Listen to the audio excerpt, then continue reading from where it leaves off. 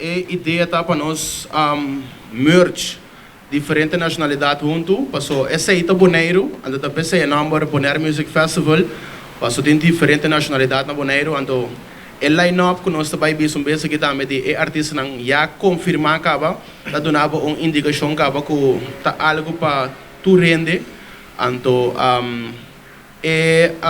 motivo tá também de com nossa hereda de prensa que tá com nós que enfatizar que nós como organização que diversificar é parte de turismo também, então nós queremos que o evento aqui nós vamos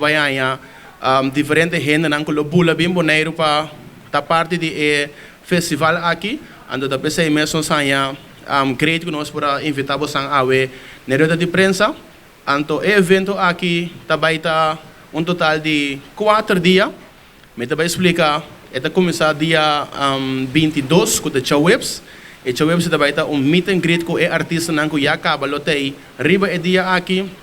já viernes, botinha para mim line-up de artista não, já sabra também o line-up de artista não, então já sabra também tem matinee. Passou hoje bia nossa organização festa, mas nós não tá corta riba é muito não, e hoje não que também tem ganas de sair divertir, então nossa corta riba não, então tem o festival aqui, mas trempa nós vai pôr matinee, então sabe que também tem um lugar 4 para 7 da tarde, riba já sabra que tá 24. Então, dia 25, tá é closing de Bonaire Music Festival. Então, sa kita vai estar na beach. Sa kita vai estar na beach com diferente action também que vai apresentar inanang. Então, nós queremos que o line-up que nós ainda tem outro tá vai estar assim na amplio que botar de todo pouco. Que me ande, botar fora que botar criollo, botar fora que botar salsa, bachata. Algo para hobby também, urban. Tudo isso que nós locamos for dentro do festival aqui, então, talvez é mesmo nós de, no, let's make it big, passou tá algo que nós que vai assim, essa aqui vai ter para primeira edição, mas tá algo que nós que vai assim anualmente, que nós vai organizar o Bonaire Music Festival aqui, então, mais grande são nós que vai assim, então, que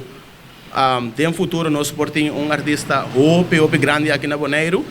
esse é o plano. Essa é a visão que nós temos. Pero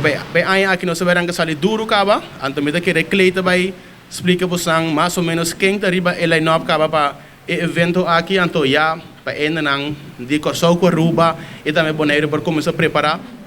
para o artista não que está confirmado caba que está vai bem o evento aqui.